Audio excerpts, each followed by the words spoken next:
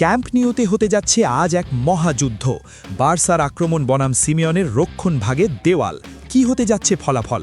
Barca ভক্তরা কি নিশ্চিন্ত হতে পারবে আজকের ফার্স্ট লেগের ম্যাচে, নাকি রাফিনিয়ার অনুপস্থিতি আতলেটিকোর জন্য হবে এক বিশাল অ্যাডভান্টেজ? চলুন বিস্তারিত বিশ্লেষণ করি।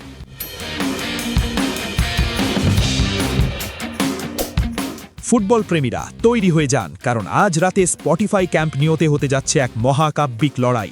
উয়েফা চ্যাম্পিয়ন্স লিগের কোয়ার্টার ফাইনালের প্রথম লেগ, বার্সেলোনা বনাম আতলেটিকো মাদ্রিদ। এটি কেবল একটি ফুটবল ম্যাচ নয়, এটি যেন দুই ভিন্ন ফুটবল দর্শনের যুদ্ধ। হানসি ফ্লিকের হাই ডিফেন্সিভ লাইনের চরম অ্যাটাকিং ফুটবল বনাম ধুরন্ধর কোচ সিমিয়নের ডিফেন্সিভ কাউন্টার অ্যাটাক নির্ভর ফুটবল স্ট্র্যাটেজি। কে হাসবে শেষ হাসি?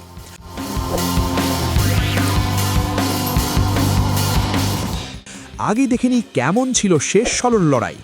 বার্সেলোনা এই পর্যায়ে এসেছে নিউক্যাসল ইউনাইটেডকে ৮-৩ অ্যাগ্রিগেটে বিধ্বস্ত করে। অন্যদিকে সিমিয়নের অ্যাথলেটিকো টটেনহ্যাম হটস্পারকে ৭-৫ ব্যবধানে হারিয়ে বুঝিয়ে দিয়েছে তারা মরতে শেখেনি, কেবল জিততে জানে। মাঠের লড়াই আর পরিসংখ্যানের খেলা কি বলছে? চলতি মৌসুমে এই দুই দল ৪ বার মুখোমুখি হয়েছে। এর মধ্যে ৩ বারই বিজয়ী দলের নাম বার্সেলোনা। মাত্র কয়েকদিন আগেই মেট্রোপলিটানো স্টেডিয়ামে গিয়ে আতলেটিকোকে ২-১ গোলে হারিয়ে লিগ টেবিলে ৭ পয়েন্টের ব্যবধানের রাজত্ব করছে কাতালানরা।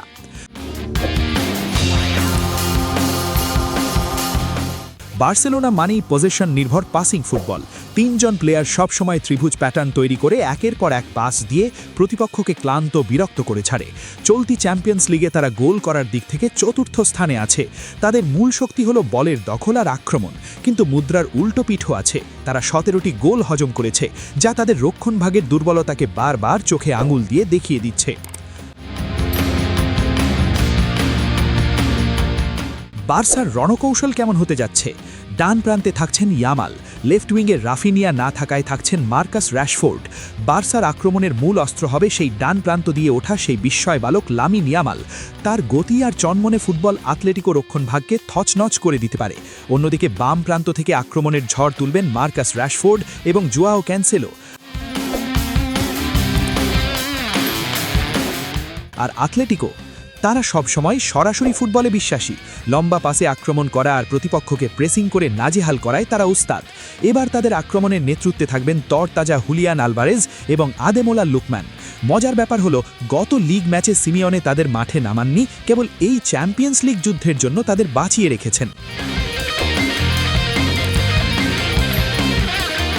সম্ভাব্য একাদশ কেমন হতে পারে? বার্সা শিবিরে কিছুটা দুশ্চিন্তা আছে। Christensen, Raphinha, Frenkie de Jong এবং মার্ক বার্নাল ইনজুরির কারণে মাঠের বাইরে। তবে স্বস্তির খবর হলো, গত ম্যাচে চোট পেলেও রোনাল্ড আরাউজো এখন ফিট।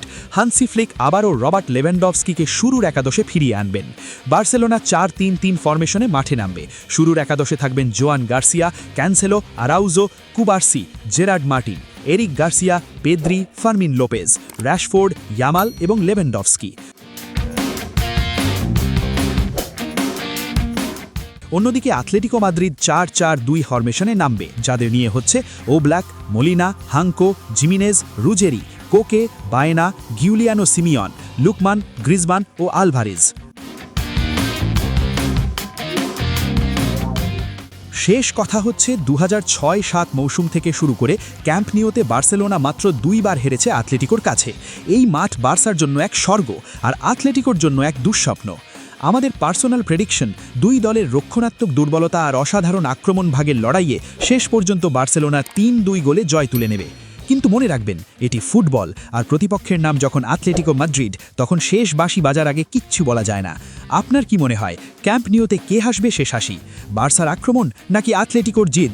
কমেন্টে আপনার মতামত জানান, আর লাইক সাবস্ক্রাইব করে স্পোর্টস বাংলা আপডেটের সাথেই থাকুন। দেখা হচ্ছে পরের ভিডিওতে।